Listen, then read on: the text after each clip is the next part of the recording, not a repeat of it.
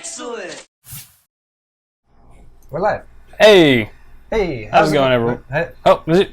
Hello, everyone, and welcome to Awesome Hardware, the show where Kyle and I repeat each other for the entire show. And we haven't even started drinking yet. That's pretty much all that happens. That's right. We drank a little bit. Our show involves a little bit of beer drinking. It involves technology. It involves two halves. The second half will be on Kyle's channel, and that'll be at the end. You don't have to worry about that now. Other than that, we stream every Tuesday evening at 5:30 p.m. Pacific time on twitch.tv Awesome Hardware. So come join us if you can live. If you can't, you can catch the re-upload. My half goes on my channel, which is YouTube/Paul's Hardware. The other half goes on Kyle's channel on YouTube, which is called Awesome Sauce Network. That's all I'm going to say. I'm not even going to give all those other confusing details. That's right. Awesome Sauce Network. But thanks to all you guys for joining us. Yes, we have the AC running because it's freaking hot. We're in California, Southern California. It's summer in SoCal, and we have the lights, like studio lights on. Yeah, we got some lights, like lights and all that stuff. So yeah, sorry the audio is not perfect. But we got a nice, hair light behind us from the window. Kind of a halo. If Paul had hair, you'd get to see a bit of that in action. But yeah, there's tons of stuff to talk about today. There is. There's some exciting new stuff coming out later this week, as well as stuff that has come out this past week, as well as just lots of things. So we're gonna get right on with it, unless we have. We do have announcements, don't we? We have announcements. Yes, I was gonna get on with announcements. Okay. To start us off, the first announcements would be you can buy shirts on either of our stores. My store is store.paulshardware.net. Kyle's is Awesome Sauce Network/store.com/store. And you can buy stuff like shirts. I'm wearing one of Kyle's. We don't have one of mine to show right now. I was gonna wear your shirt because you showed up to my house today, and I was like, oh, he's wearing an awesome shirt. I'm gonna put on my Paul's Hardware shirt, and it was dirty. Oh, it's dirty. Oh, that's. I mean, I usually wear dirty clothes. That means anyway, that you wear it frequently because it's such a good and high quality shirt. And that's right. It's hit on all the time when you wear it. But I do have this new glassware, which I'm demonstrating today. We'll be drinking out of here in just a moment. Actually, we can drink our beers. Yes. Oh yeah, beer. I like your cups. I like your glasses much more when they have beer in them. When they have beer in them. But those are over on my store if you guys are interested. Kyle also has some new shirts. His CPU cooler shirt, which has been insanely popular. Yes. There's more of now. It's finally back in stock. They were sold out for a minute there, and I finally just got them in today. So go ahead. Wonderful. Yeah. Right. Pick one up. Other shirts also available on Kyle's store. And then the third thing I wanted to say in announcements, this was from Wendell via Meredith Frost, is that we finally have a keyboard. Waffle. I'm sorry, we finally have a waffle iron shaped like a keyboard. That's awesome. This was via Twitter. You should follow Wendell on Twitter because he tweets lots of funny things. I've been waiting for a waffle iron full QWERTY keyboard. 10 keyless though. It's got everything in there. It's okay though. Yeah, not bad though. But anyway, let's get some freaking beer. What are you drinking, Paul? Today I'm drinking Moose Drool. Sounds appetizing. This is not a random beer that I selected. I actually drank Moose Drool from where it comes from, which is in Montana. When you went to the brewery? We drove through there. This was many years ago. There was a family reunion and stuff like that. It's a brown ale.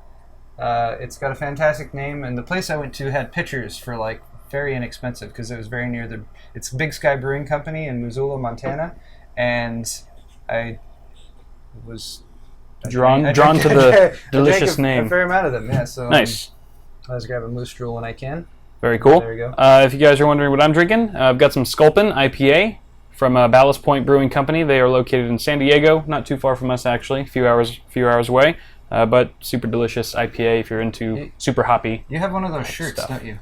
I do have a Sculpin shirt. That's my fiance I picked up the beer today, and Kyle's like, give me an IPA, and I was like, he's got that shirt, he must like that beer.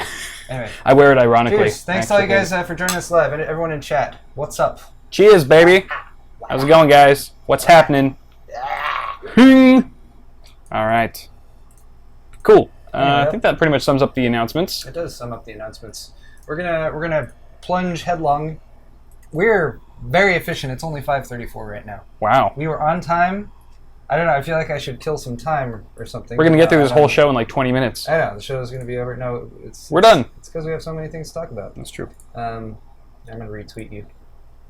You've been retweeted. They're saying my mic is too loud. Your mic is too loud? They're saying there's too much sexiness going on in my voice. So if you could... Okay. turn me down a Turn you smidge. down you also have it's the soundboard is right there. But you are the control man. I have to control everything. Yes. You can't help. Yeah, you control one thing. No, I just sit here and look Managed pretty. to get things done when I was gone in China. I'm just here for eye candy, Paul. Ooh.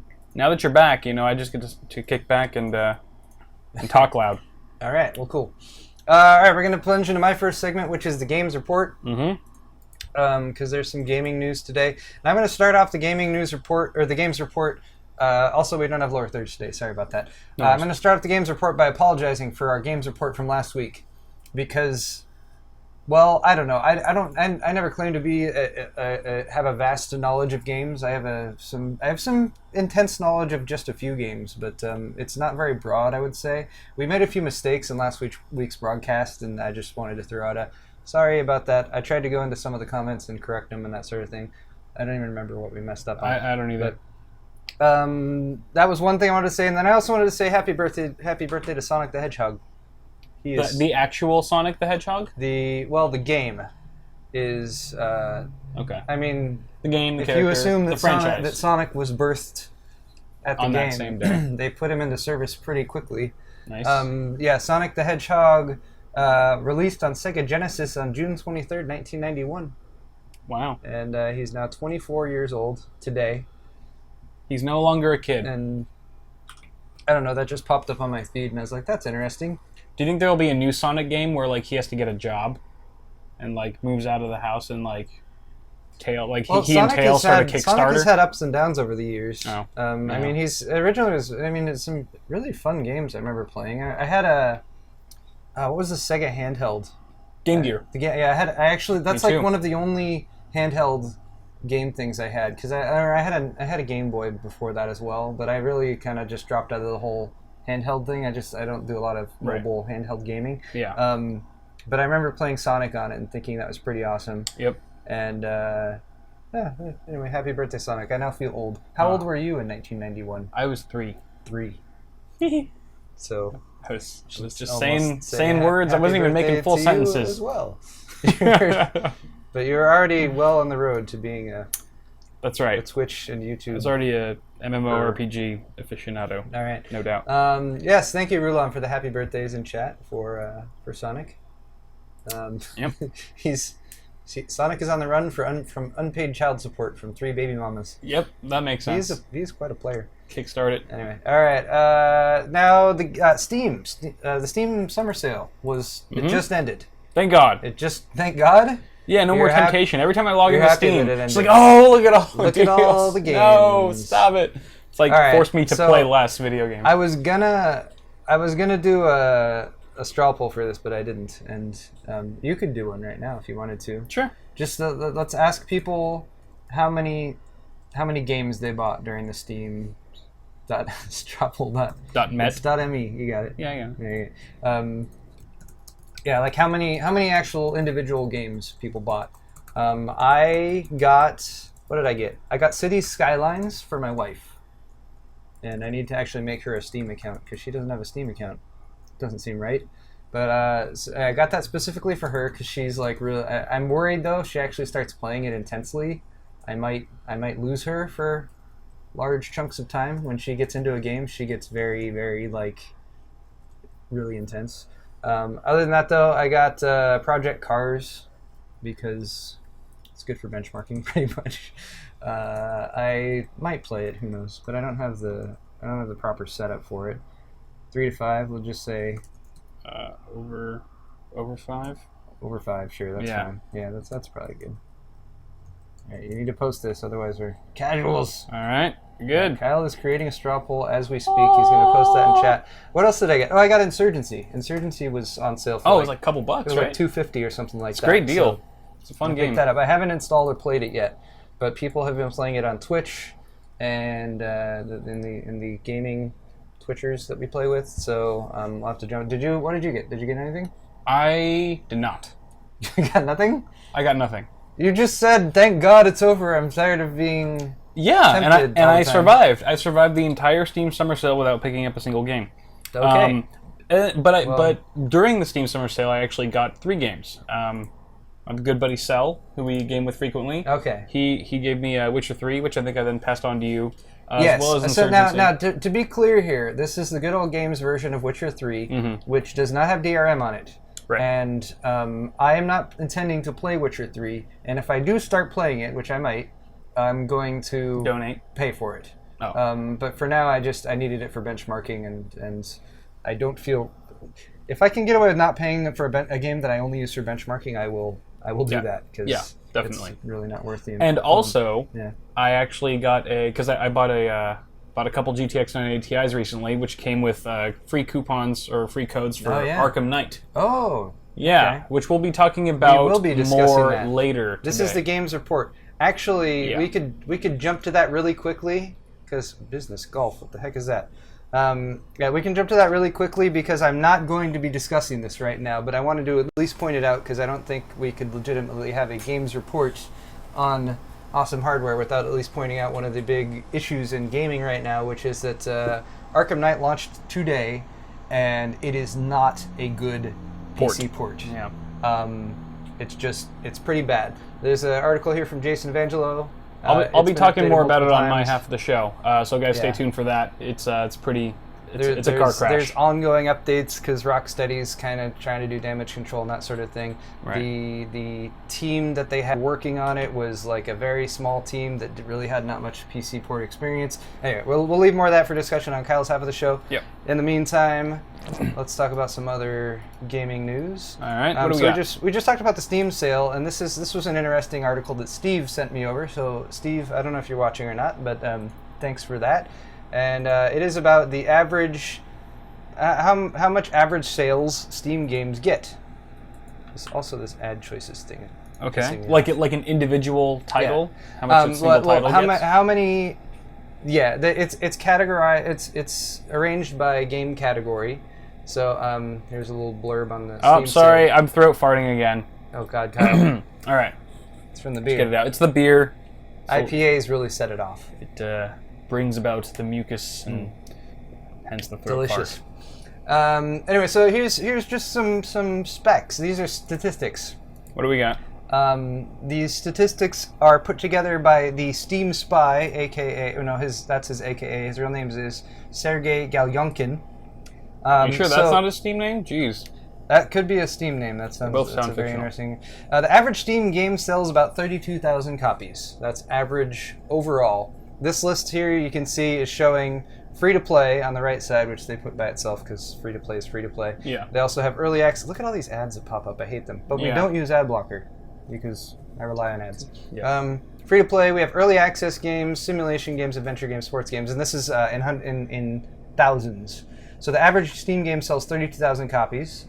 The biggest selling genre is RPG games on the far left that you can see there with 55,000 copies. Free-to-play games sell 330,000 downloads, but they actually have a 10% conversion rate. That's still a lot. Yeah. I mean, that's still 33,000 that people actually pay for free-to-play games, so that's a good way to go.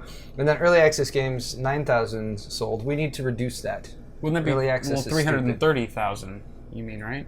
What? 33,000. 10% of 33,000 is. Oh, I see what you're saying. Right? Gosh, math. I should be able to do it. But it's in thousands, so. 10% of 330,000 would be 33,000. Yeah, you'd take off a zero. So you're saying the 55 RPG, that's 5.5 thousand? No. Free to play is the only one on this list where you can get the game, right? But then you can convert by paying for the full game. Oh, I see what you're saying. So what they're saying is 330,000 people get the free-to-play games because it's like, add to my library. Sure, 10% it's free. But 10% of those people actually go and buy the game. There's also some additional statistics down here from various areas in the world. UK pays and plays the most, which means they have higher value games in their inventory and they play games more. Interesting. So...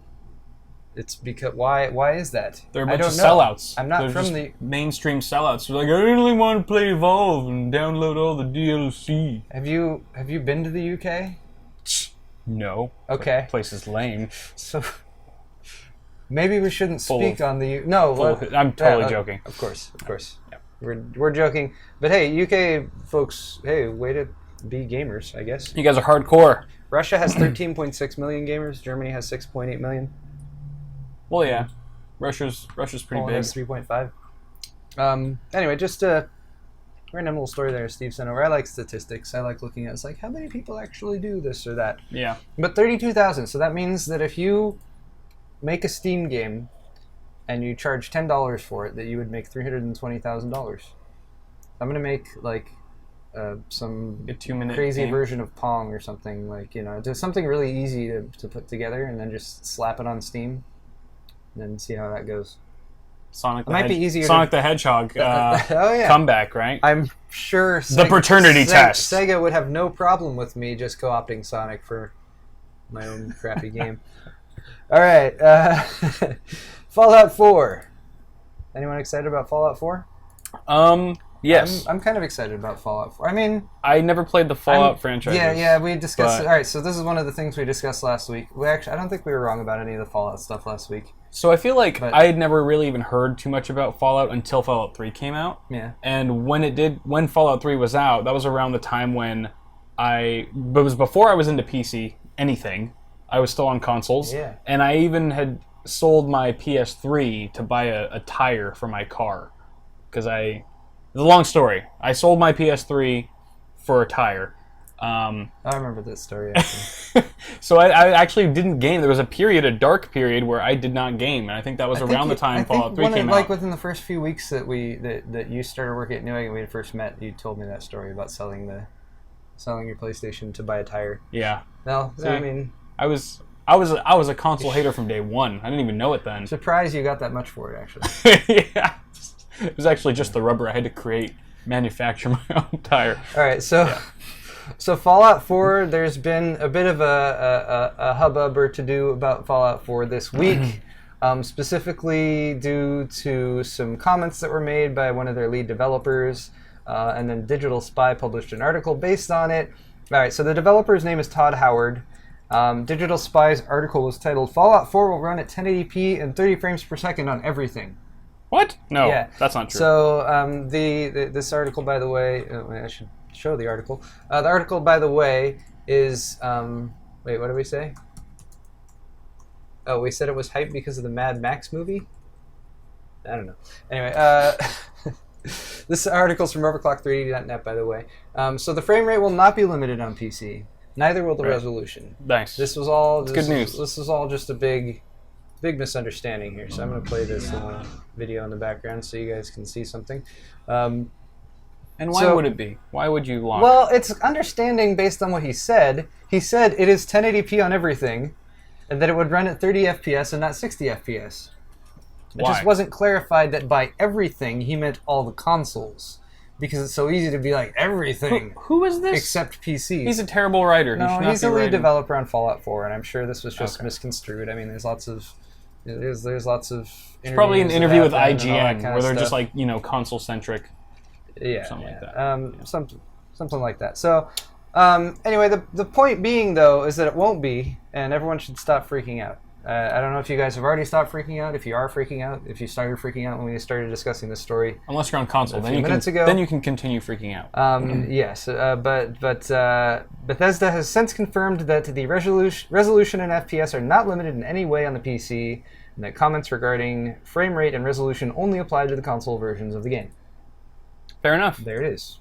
That's pretty straightforward. Anyway, so problem solved, right? And whoa, stop that. Sorry about that. And do I you remember I have two mice We in don't front know of if is it launching the same day as the console? Like, is the PC version launching the same day? That is not something We don't I know that yet. Okay.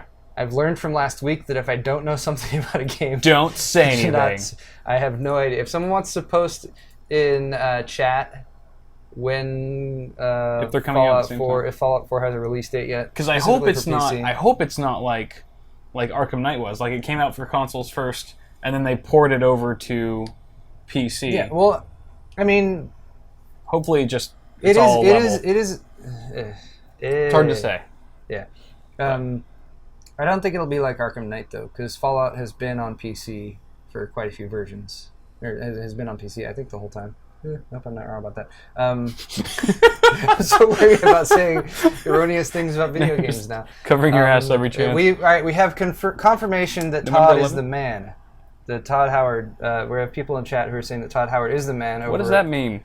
Well, he's the lead developer for Fallout 4, which is a beloved game. Oh, Todd Howard. Okay. Yes. Gotcha. Forgotten who the person was. Well, because the delay, so I'm reading things, when they're getting it, 10 minutes later. All right. Okay, so I'm on track. I'm on the same page. Anyway, but point being, that stop freaking out. I'm gonna buy Fallout 4. You're gonna buy Fallout 4? I've decided I'm just gonna buy it.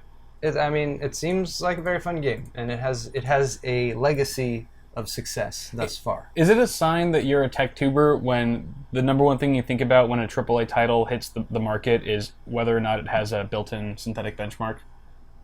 That's been a concern of mine for quite some time, actually. Like for every game that comes in, I'm like, I wonder if it's got I hope I can just hit benchmark with a button and do something else for a couple minutes, rather than having to sit there and play it. I hope it's not a long run. Yeah, see, we'll have to revisit the synthetics or the built-in benchmark. See, that's another thing. Synthetic benchmarks and built-in. There's some built-in benchmarks, and then just gameplay benchmarks. Right. I think those are like 3 segments, but we don't have anything set up to discuss that further for this show, so we'll have to let it be. All right, that's all. That's all for the games report for right now. Yep. Again, more on the very interesting Backman. The backhand. Arkham Knight. Batman gets pimped with the backhand. I'm already having difficulty speaking. On Kyle's half of the show, but let's move on to my next segment. Which is? Of the day after tomorrow. Elric lawsuit pending. No, I have his full approval for that. Okay. But there really should be an echo when I say tech of the day after tomorrow. Yeah, something like that. We'll get a soundboard eventually one of these days. Yeah, we're gonna all the things we say. We're gonna do this at some point. Yeah, of course. On our show. Can't even keep up with the lower thirds, but we'll get a mixing board. We can't have with lower like 35 thirds. different programmable. We still have nothing on our channel as far as like information down below. It's great. It's raw. It's like it's so personal. We're pretending like we have no idea what we're doing. Are we pretending? We have no idea what we're doing. Cheers. Keep up appearances. But yeah, Tech of the Day After Tomorrow. This is the MIT Technology Review Edition. Okay, that's very specific. It's because the website I'm using for all 3 of these articles is MIT Technology Review, which is a very interesting website if you guys haven't visited. It's not your typical technology. It's more kind of like out there stuff, like stuff that's being developed at universities and all that kind of stuff. All written by people who are smarter than you. Yes, very, very much so smarter. So here's injectable implants could help crack the brain's codes. Do you want to inject some implants into your brain? What kind of codes are we talking? Well, that's interesting you should say. Now, the other thing about MIT Technology Review is they don't usually have a lot of pictures. So visual stimulation-wise, you guys are going to have to rely on this picture here. Yeah, they're not much the artsy type. This picture does say FAP in it, though, Kyle. So I thought you might appreciate that. GFAP. GFAP, Noon plus SU8, SU-8. Everyone type in chat what you think the G stands for in GFAP. GFAP. Good FAP? The GeForce FAP? On select monitors at a store near you. Let's get that off the screen. I'll just read stuff to you. All right, so... Grainy FAP. Why do you guys care about injectable implants? I don't know.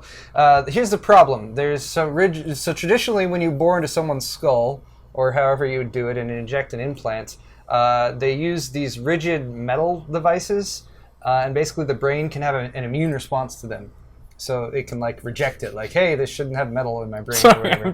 I'm reading all. They're just now sending in all their answers for glue FAP. That would be interesting. The gooey FAP, the Giga FAP. I'm gonna record this just for a moment. So Gangsta FAP. We can. It's what you do like when you're listening to gangsta rap, and you. Exothermia is telling us what it actually is: glial fibrillary acidic I love the internet. protein. Brilliant. If that's true, I am very impressed. Unless it says it in the news story or something like that. GFAP's better. Anyway, a little GigaFap. GFAP on. All All right, so As you were saying. this is the problem with these older devices that they've used to. So your brain uses electricity to communicate, right? As neurons, it uses electrical impulses. So in order to record these electrical signals or to provide like helpfulness, I'm already losing my words here. Therapeutically stimulate certain regions, to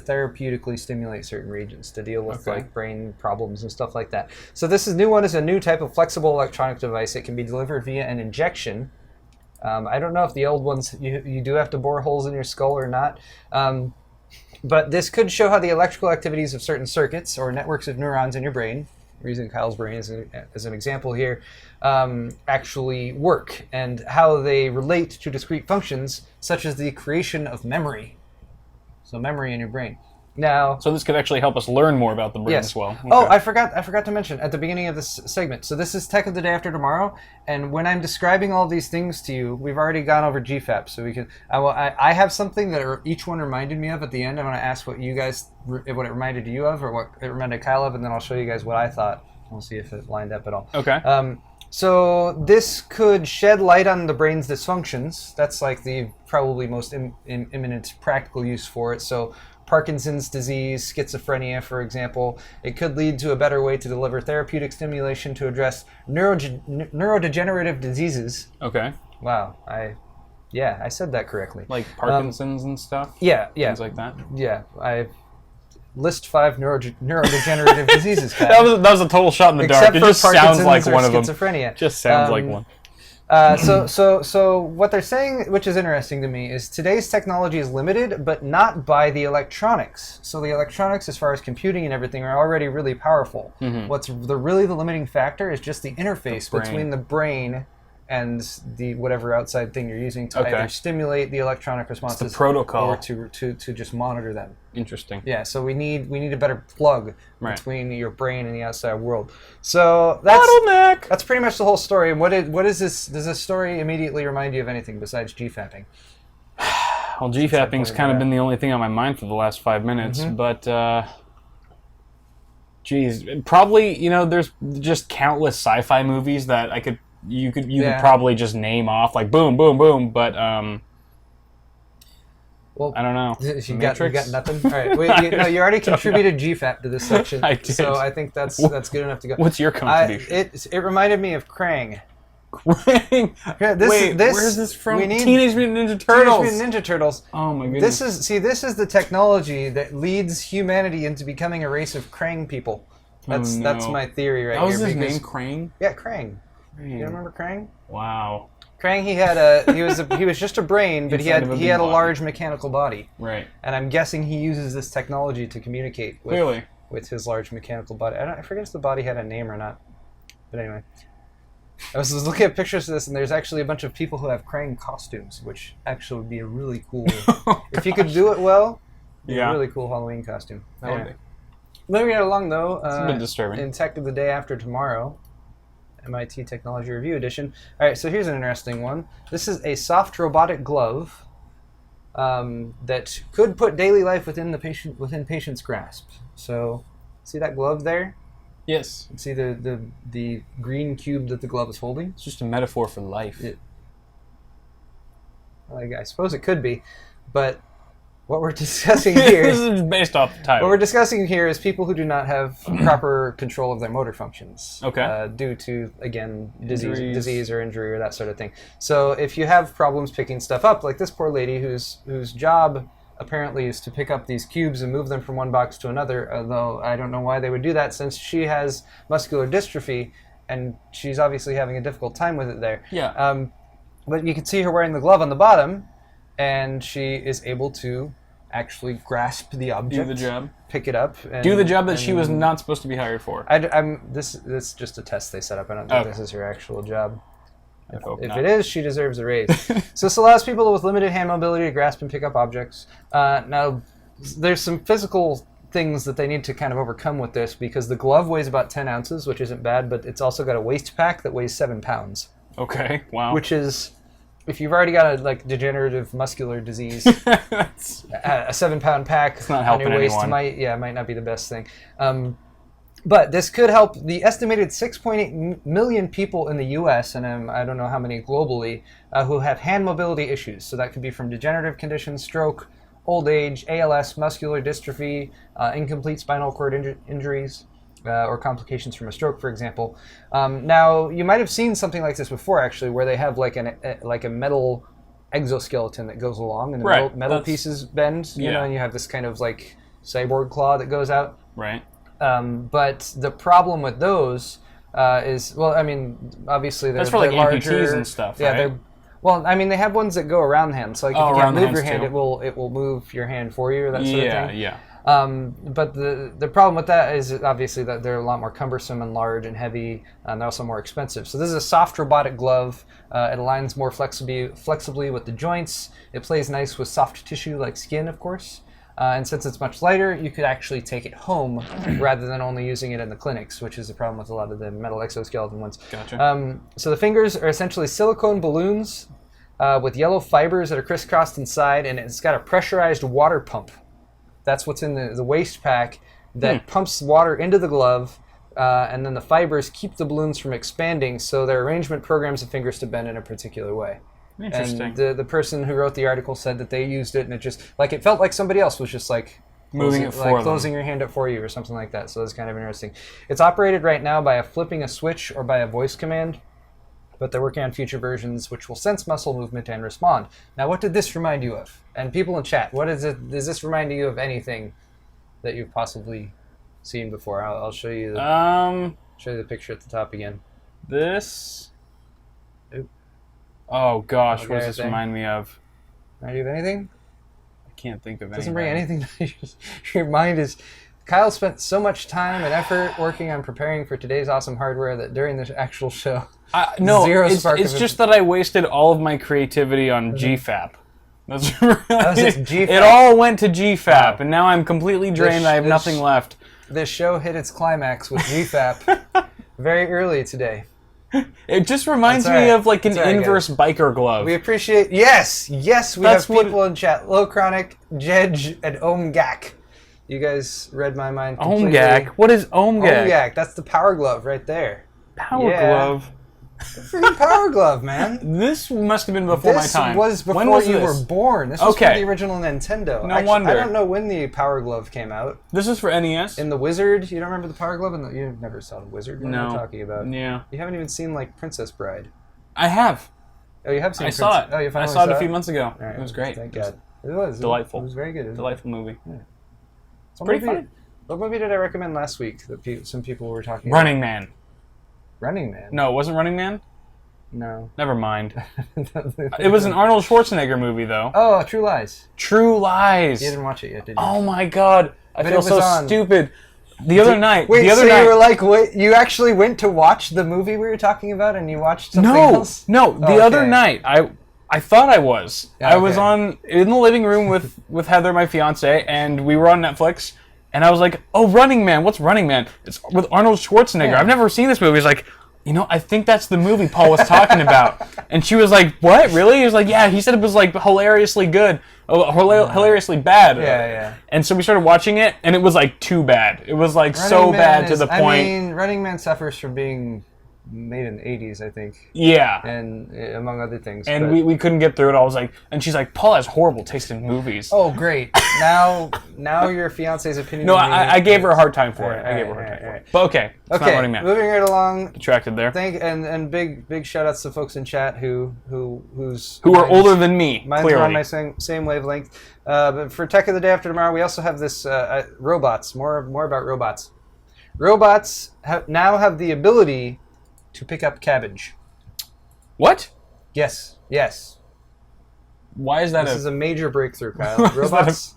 Newsworthy. Robots can pick up cabbage. All right. So here's this whole article. What about that whole robot competition that we covered? What was it called? DARPA. The DARPA thing.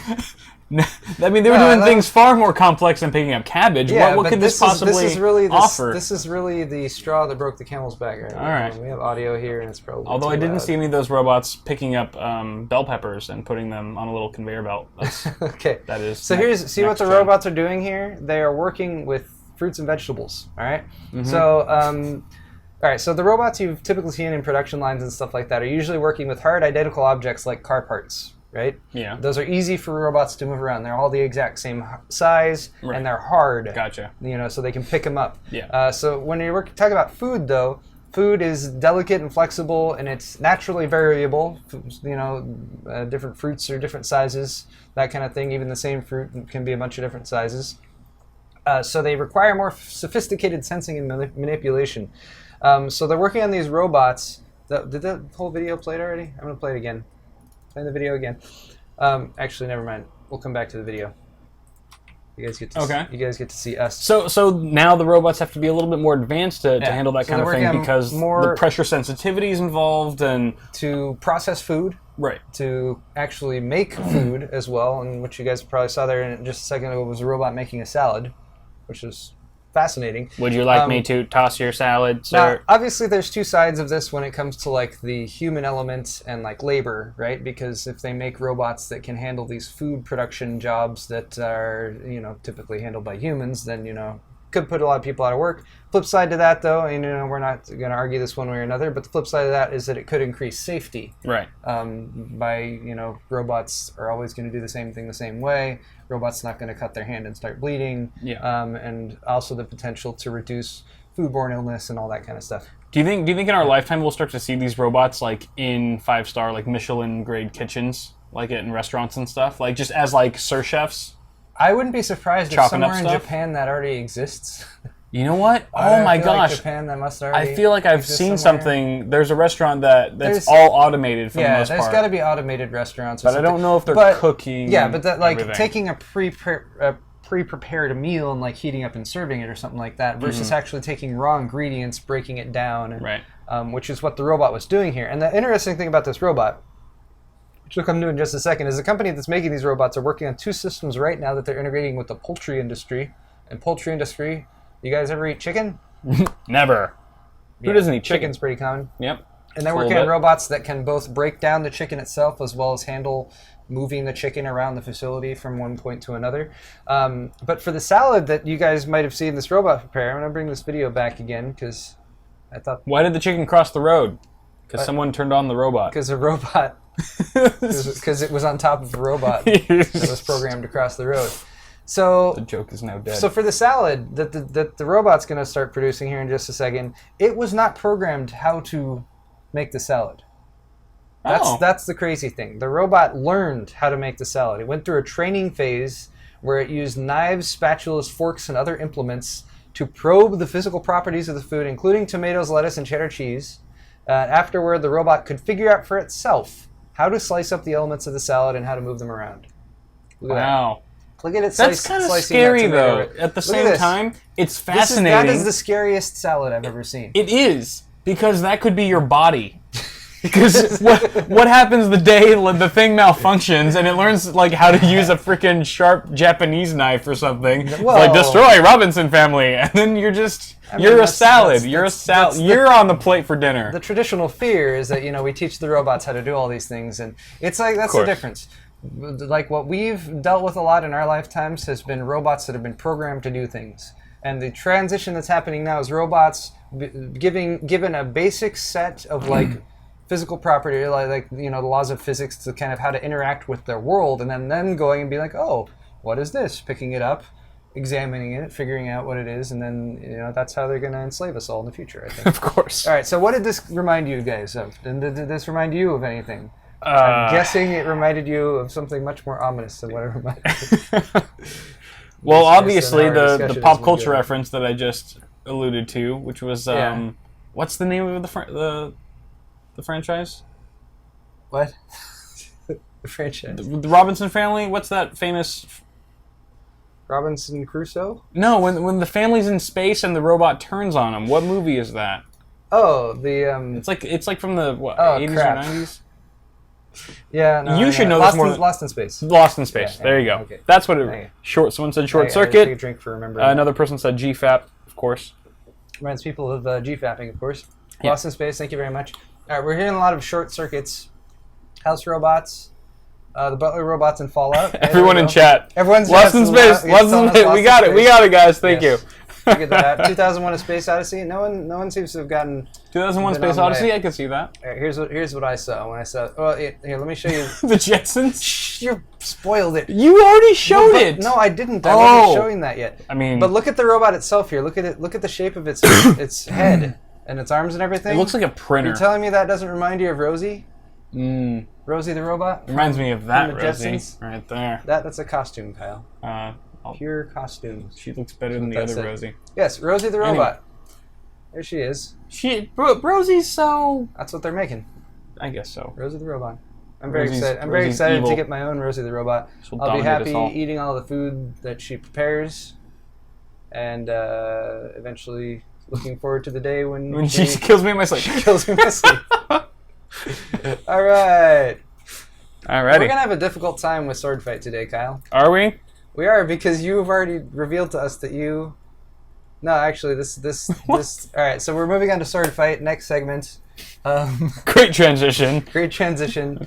And so Swordfight is a segment where I give you guys a topic to respond on, a straw poll that you guys can vote on. Kyle and I will also debate that topic here for you. You can either just give us your opinion directly, or you can wait and see if Kyle or I's argument sways your opinion at all. So since we already talked about the Steam Summer Sale, we are going to jump right in. Here's the straw poll for you guys. Do that one more time. Did the Steam Summer Sale suck? That is the question here. Okay. Kyle's opinion on this is going to be completely... Oh no, this website's not loading at all. What's going on here? Which side are you going to take? Why is this happening? Oh, you love it when... This is weird, though. I'm getting, like, nothing. I love you guys in chat. You guys are hilarious. Wow, what's going on? The Johnson salad? Johnson salad. There's just too much good stuff in here. All right, so I'm gonna pick. I'm gonna say the Steam sale sucked. I feel like that's playing devil's advocate a bit. I feel like most people are always so crazy and love the Steam summer sale so much. I'm gonna go the other way and say no, it sucked, and here's why. Hold on. Now let me just look up an article on why the Steam Summer Sale sucked, and I will be right with you. That's what I was trying to show you is proof, supposedly, but this... I mean, I don't need to see the article. I feel like that's counterintuitive to the segment. There's some stats. The article has some stats. Oh, right. So we're supposed to make educated arguments in Swordfight? Oh, I thought it was just like blah, blah, blah, blah, blah. Right. The article's not loading on this, but I have it on my laptop. So, all right, first off, there's GTA 5, for example. It was briefly discounted to $29.99, and people got excited, but then it was really quickly taken down, and it was never put back up with a discount. In its place, there were some bundles they had where you could get GTA 5 with some in-game cash and San Andreas or Max Payne 3 bundled along with it, but it was still $60. But they pointing out in the article that San Andreas and Max Payne 3 you could both get for $4 or $5 during the Steam Summer Sale, so that's not much of a compelling add-on. Also, you can no longer purchase GTA 5 by itself. You can only get it during the group thing. It eventually did come back carrying a discount, but they hiked the price up to $85 and then discounted it to $59.89, which is 10 cents. Wow. They're saying a similar issue happened with Wolfenstein: The New Order. There's also an issue with Ark Survival Evolved, which I'm really not that familiar with, but it's the dinosaur game. Ark Survival Evolved? Yeah. Okay. So what they're saying here is that the general rule is if you have a daily deal on a game, that's typically the lowest price it will ever get. Okay. Yeah. And Ark Survival Evolved broke this rule. And it went even lower? It was advertised as being 17% off for $24.89, which is the same price it had been the entirety of the sale. Oh. It's stupid. Wow. So daily deal, but it's the same price otherwise. Let's see, what else? I was going to get Ark until I read the reviews from the users. And then there's also some other pointers here. So these are basically summer sale games which were listed at summer sale prices, but they weren't as discounted as they've been in the past. So Euro Truck Simulator was $4.59, but it has actually been as low as $3.74 in the past. Oh, wow. Terraria was $2.50, but it's actually been $2. Right. A whole 50 cents different. Hitman Absolution, this one was $10, but they've actually sold it for as low as $4 in the past. Now, when they sold it for $4, does that mean it was during another Steam? That was in previous? June. That was in June 2014. So that was last year's Steam summer sale. See, I feel like the game's been out a year longer now. It should go on sale for even cheaper. So, does this mean that Valve, in some way, is kind of banking on the success of their previous summer sales, and they're basically milking it? Yeah. I mean, clearly, if they were selling, a 4 or 5 year old game for cheaper last year than they are this year, then there's got to be something going on, some rationale there that's saying we can make a killing, instead of offering the best deals possible that we have to beat the old deals that we've done in the past. Are you arguing your side? No, I couldn't tell. I thought you were arguing my side. No, I was expositioning. Oh, okay. But we're supposed to pick sides. Okay. Yes, they suck. Yes, I'm arguing my side. Yes, because I said that they would suck. That they did suck. And, okay, it did suck. I'm standing by that. I will say that the Steam Summer Sale did not suck because I bought City Skylines for my wife at a significant discount. It was $30 instead of $50, and that's a fairly new game, and I thought that was a pretty nice discount. And I also bought Project Cars for $30. Wait, no. How much did I buy City Skylines for? It might have been less than that. I can't remember what I paid for it now. Doesn't really matter. But I bought Insurgency. That's how unmemorable the Steam Summer Sale was for you. I bought Insurgency for $250. So who cares about these stupid games that might have been a little bit cheaper last year? Mm-hmm. They're already older games, and most of you already probably bought them last year during last year's Steam Summer Sale. So why would you even need to buy them for even cheaper again? That's a horrible argument. No, that makes perfect sense.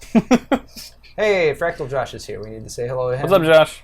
Also want to say what's up to our mods who have been with us, Strider and Cell, keeping the peace. Not that they need to. Everyone in our chat is so awesome. We have really good fans. We do. You guys are all very respectful. The best fans. We appreciate it. All right. I don't need new beer yet.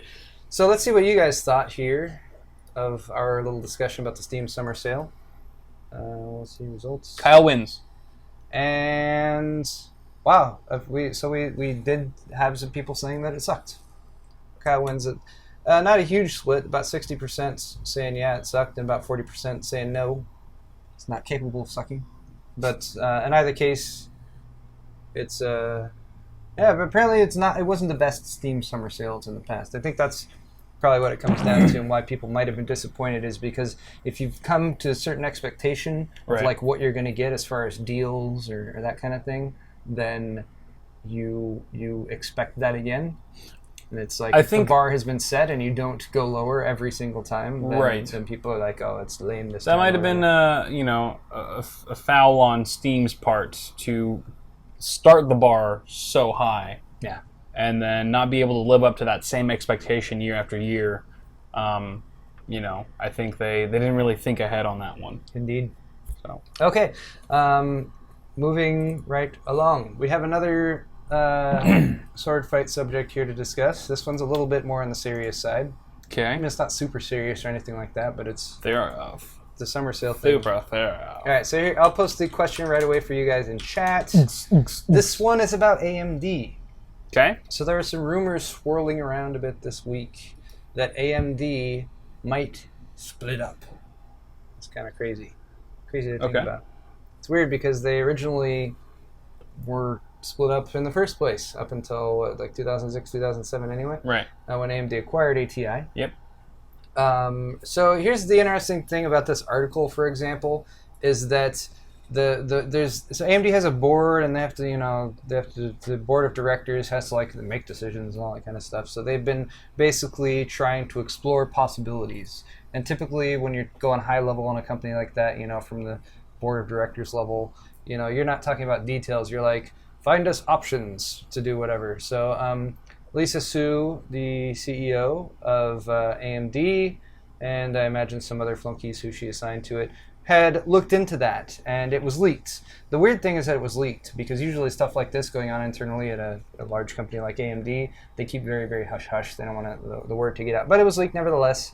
AMD was asked about it, and they did not deny it or anything like that. They did not deny it? No, they didn't deny it. I mean, they didn't deny that was something that they looked into. They stated, we have no like the roadmap we talked about last year we're going forward with, we have no plans to split up right now. Okay. So they discussed it. They might have, had it on the table as an option or something like that. But as far as we know right now, no, there are no immediate plans to break up. That said, that doesn't stop Kyle and I from debating whether or not they should. So Kyle actually read this article earlier, as did I. And Kyle already decided to take the easy side, so he's going to argue that first. Did not take the easy. Maybe I did. Kyle's going to argue that they should not split up. And why is that, Kyle? Why? Well, all right. So if you think about just the general way that businesses work, they tend to not only acquire each other, but they tend to merge, right? It's just a progressive way of thinking. If you merge and you kind of combine forces, you kind of eliminate some of that overhead that it takes to run two separate companies. You're optimizing your strengths by becoming one in a way. The reverse is happening if AMD chooses to split.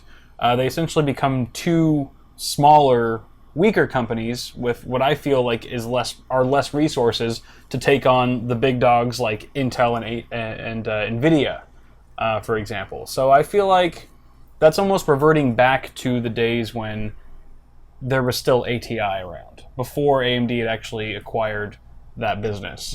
So I feel like that's a step backward for AMD.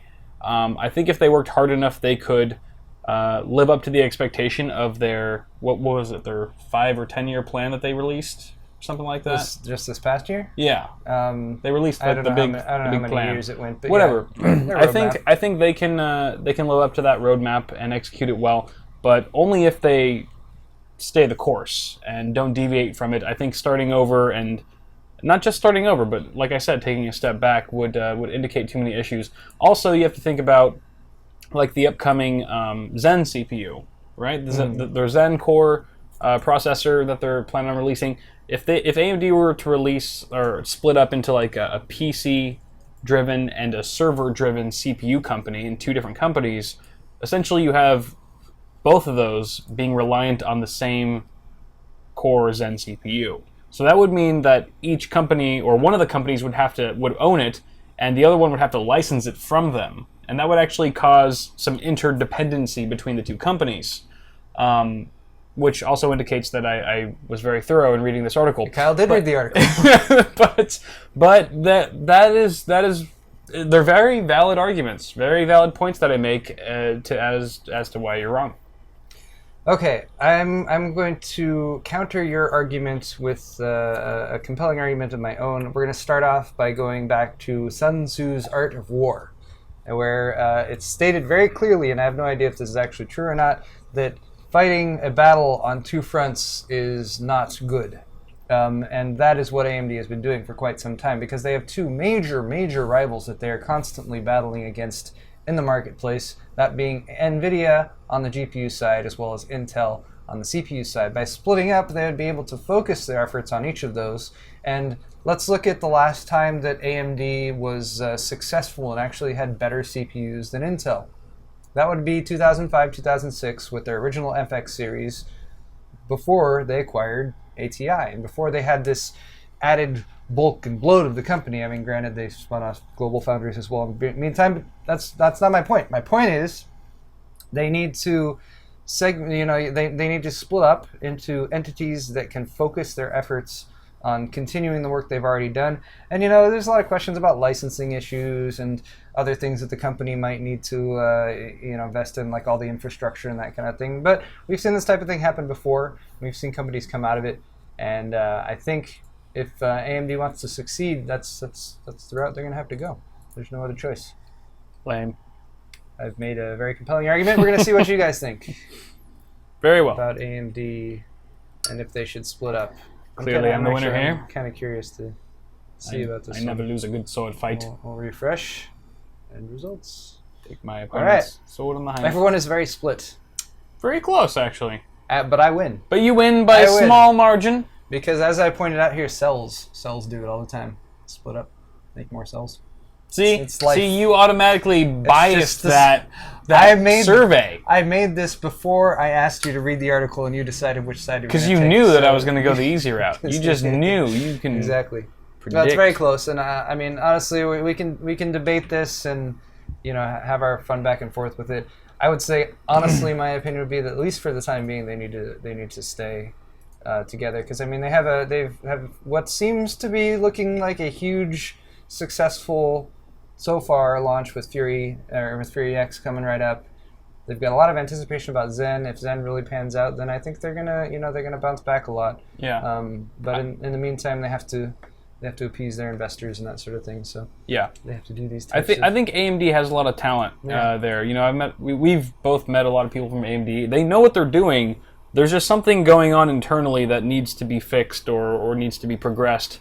But I think that I know that they have the capacity to kind of step up their game. They have the potential to, actually be on the same page, be on par with Nvidia and Intel, and compete with them with CPUs and graphics cards and things like that. I don't think they need to resort quite yet to splitting into two. This is my personal opinion, not just the Swordfight. But, I think AMD has potential. They just need to unleash it. Well, it's been a while since you could get really excited about an AMD launch, and yes, I think Fury X I'm pretty excited about. They need their mojo back. That's all it is. I think Zen is too early to get excited about, but the fact that they're working on Zen is cool. Yeah. Pour the rest of your beer. Oh yeah, I forgot I had more beer. That's why I did that. Amazing. All right, moving along to the final segment of my half of the show, and then we'll be switching over to Kyle's half of the show. We usually end the first half with some tech news. What do we got? That's what we're going to talk. Oh wait, you know what I need to do is actually pull up all the tech news articles. Yes, That's you do. Important. Yes, you do. Kyle, do a dance or something. It's wonderful. You're causing the entire table to shake. Well, you can't have your cake and eat it too, Paul. That is true. Why do I even try? I'm almost there. I had so many links in my half of the show, I could not open them all at the same time. And I'm going to make sure no ads are playing or anything like that. What are you doing? I'm pulling up my stories for my half of the show. You should have had this done already, Paul. I did. All right. You're why is this slacker. thing getting dark? Close. Okay. Slacker. All right, we're going to start off our tech hardware segment. No, Ray Mayo Jr., I could not do better than that. Than your little dance that you did? Yep. All right, let's start off by talking about a GTX 980, since we've just talked about how excited we are about the Fury X. Galax, formerly known as Galaxy. Galaxy. They removed the Y because... Why? Reasons. Why? I don't know. Why? All right, so Exactly. Galaxy has... Galax. We can't say Galaxy. All right, so Galax, the weird thing is they're not really importing to the U.S. anymore, so sad for us. It's really hard to get their cards here these days, although I think NCIX stocks them sometimes. Anyway, but they've, for several generations now, had their Hall of Fame series of cards, which have white PCBs and are generally designed not for air cooling, not even for water cooling, but for LN2 cooling. They designed, like, the stuff that they drop into these cards is specifically for LN2 cooling. So they've announced this. It is not available for sale yet, but they have some pictures of it. Is this the first ever GPU for LN2 supported water cooling?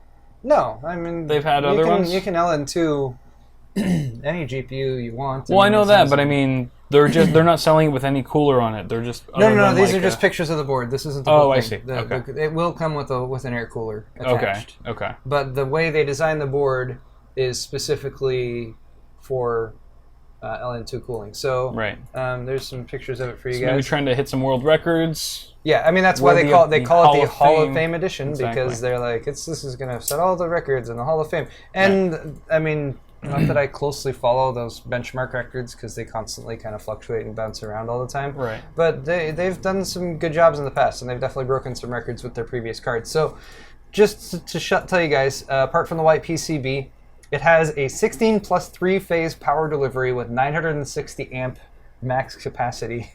The power delivery on this board is so insanely overbuilt. It's just crazy. I mean, you can see right here. There's just chokes and caps, chokes, and MOSFETs.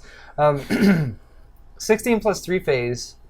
I can't say any more than that. For power delivery, the reference has a 6-pin and an 8-pin. This one has 3 8-pins, which I don't think is visible in the pictures. Wait, is it?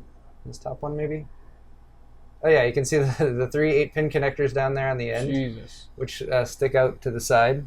Actually, that's not my preferred angle for them. Well, whatever. If you're buying this card, you probably aren't caring much about if it's going to fit in your case or not. The core clock is 1203. The boost clock is 1304 out of the box, but this is, I mean, it's going to go way higher than that when you actually overclock it. And the retail price, $899.99. Wow. Ooh. So That's still a less hefty- than a Titan X, though. Still less than a Titan X, yes. I mean, that's pretty much all you can say, though. And it's still, probably and unless you're playing a game that needs more than 6 gigs of VRAM, then probably faster than a Titan X. Right. I mean, especially a reference one. Well, I don't think there's anything besides reference. But a Titan Xs $250 right now. premium over a Yeah, regular that's 980 Ti. $650 for a 980 Ti right now, right? Yeah. $750, $850, $250 more dollars for this card. So. Yeah, You got to be really into LN2 cooling, I think, to take full advantage and to have the money be worth it. That is, for this card. But that is a Halo product right super there. niche-y. But hey, if you want something to match with your Sabronco or your Sabertooth White Mark S or Right. whatever. We're looking at you, Brian. Not that don't talk Brian. He's been looking for a Hall of Fame card for a really long time. All right. Now Kyle has some news about Fury X on his side of the show. I do. And I wanted to point that out so you guys don't think we're not covering Fury X on this side of the show at all, because it launches tomorrow or today if you're watching the re-upload on the day we upload, or if it's in the future, it launched in the past and it's old news. Who cares?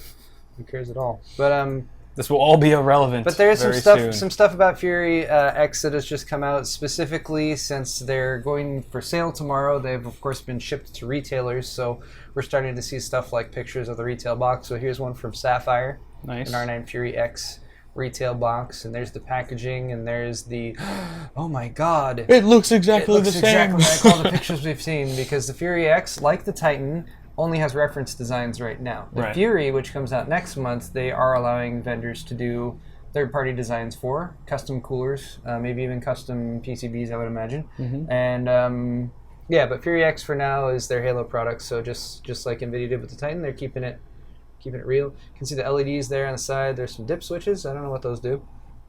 There's another dip switch. And maybe there's a couple BIOSes on it. That'd be interesting. A couple V BIOSes.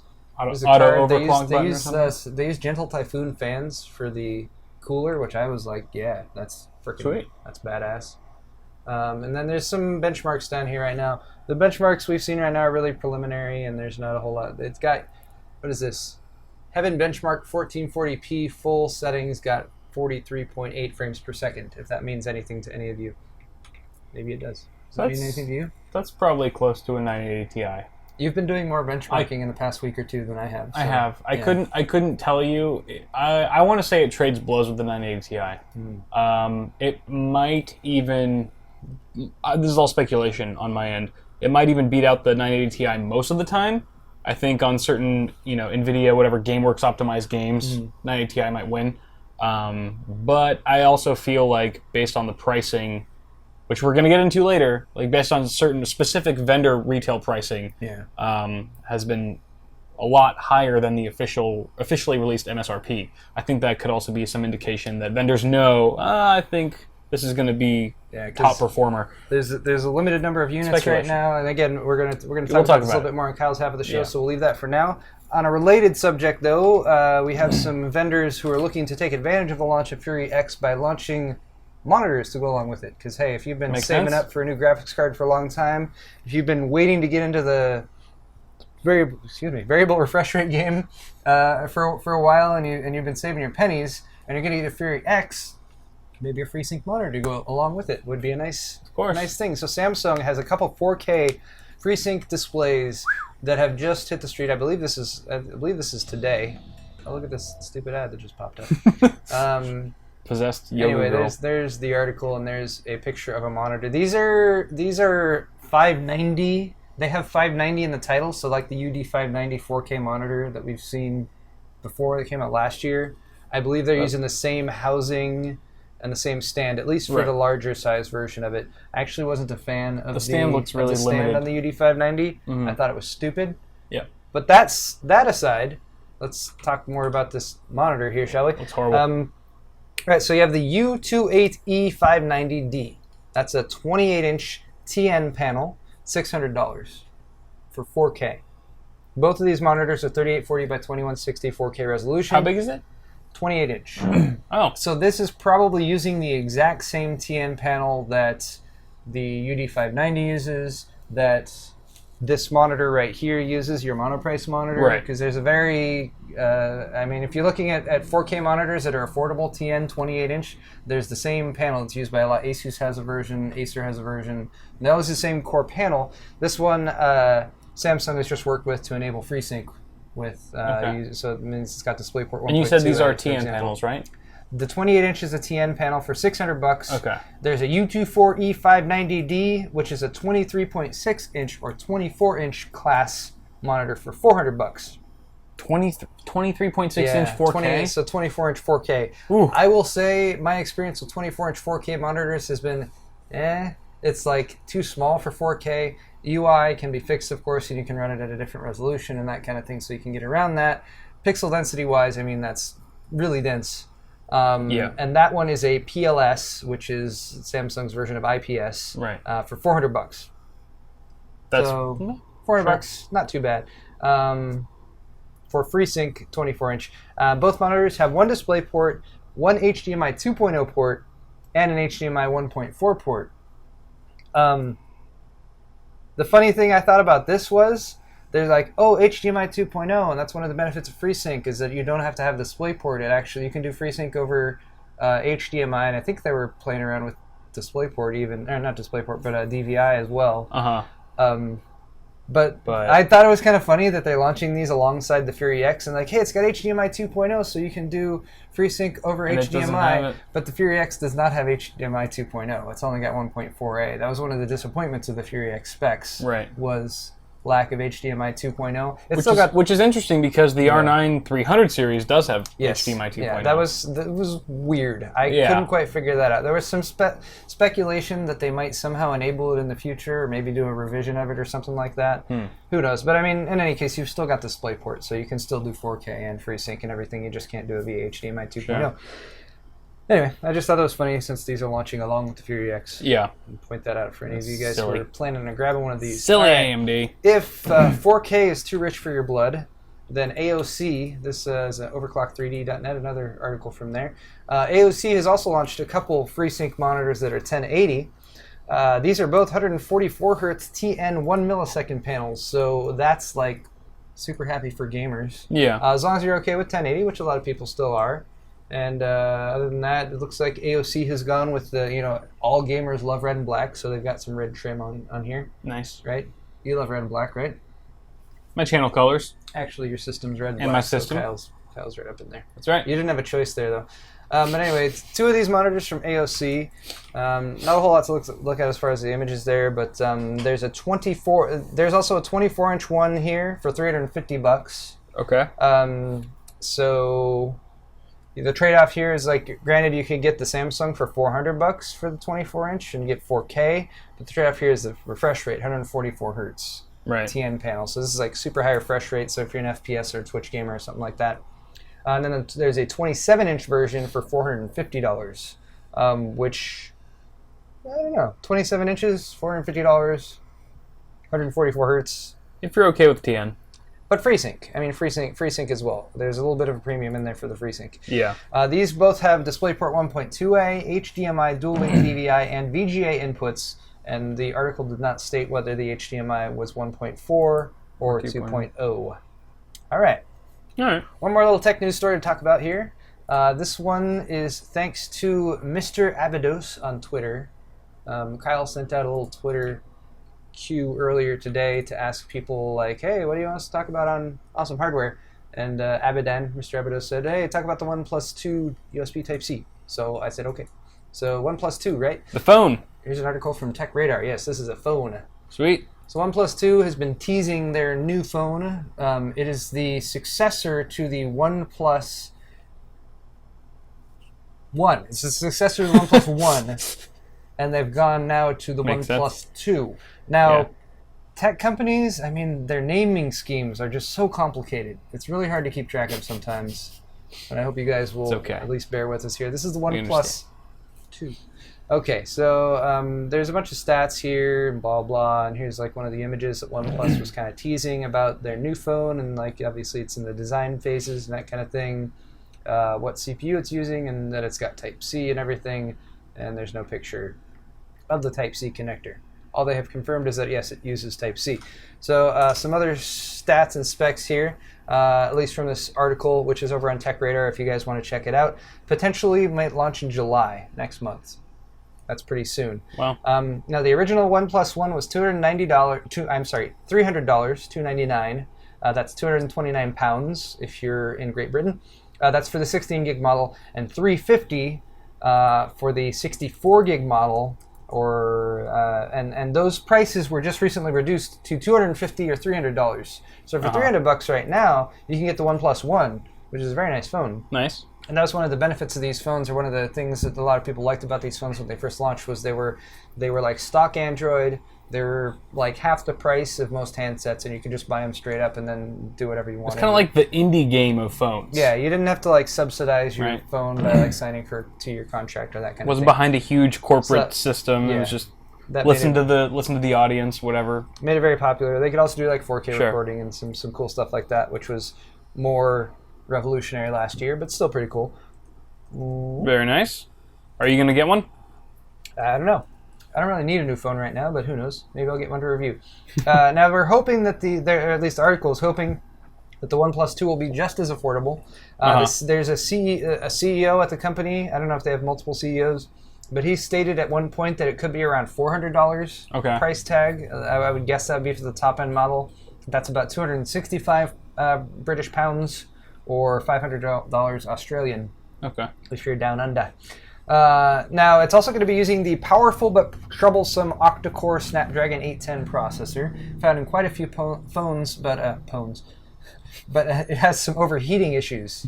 But it will be using version 2.1 of this processor, which hopefully will resolve some of that, since that's what people are mostly complaining about.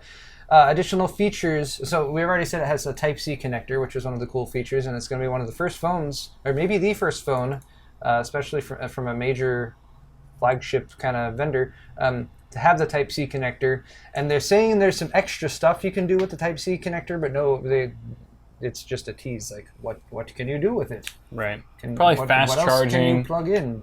Fast charging. Fast charging, like maybe via the faster transfer rates. That could be. I'd be interested in what kind of, like, if they have little accessory dongles or something like that you can.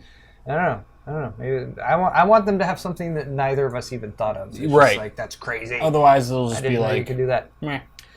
Some other rumors about the phone are that it's going to have a 5.5-inch QHD screen, 4 gigs of RAM, and a 3,300 milliamp hour battery, a 16 megapixel main camera, and a 5 megapixel front-facing camera. And a quote from OnePlus directly is that instead of merely being on par with the flagships of 2015, we want to show our industry buddies the way forward. Shots fired. Yeah, I like that. I like them that kind of fighting words. Like, yeah, they can make their Samsung can make their Galaxy S7 or whatever they do, but ours is already going to be better. That's kind of cool. I like it. Anyway, but yeah, OnePlus is one of those companies that I hear good things about the company itself. Yeah. Not just the product. So I actually briefly spoke to one of the, I don't know if he was a developer there, but he worked for OnePlus One. Or OnePlus at, I met him in Vegas during CES. Oh, nice. But we were at, remember the sushi place we used to go to? All you can eat sushi? Oh, yeah. He was waiting out there in front, and we just started talking. And I was like, oh, I'm attending CES. He's like, oh, me too. I was like, oh, where are you from? He's like, oh, OnePlus. Goemon That's sushi. That's the sushi place. If you go to Vegas, delicious. Go to freaking Goemon. It's all you can eat, but they make everything to order. It's off the strip. You got to take a taxi there. I forget how it's Goemon, but yeah, it starts with a G. Salivating. I'm hungry. I'm hungry now. We have to do your half of the show. Parts for days. All right, guys. We have another half of the show coming right up. So don't go anywhere if you're watching us live. Stay tuned. Thank you for watching my half of the show, though. If you're watching in the future, don't forget to hit the thumbs up button and the like button and share with your friends and all that good stuff. And then head over to my channel. Click the link and watch the second half on Kyle's channel. That's right. And we will be back momentarily with more awesome hardware. See you guys. This has been fun. I've had fun. Goodbye.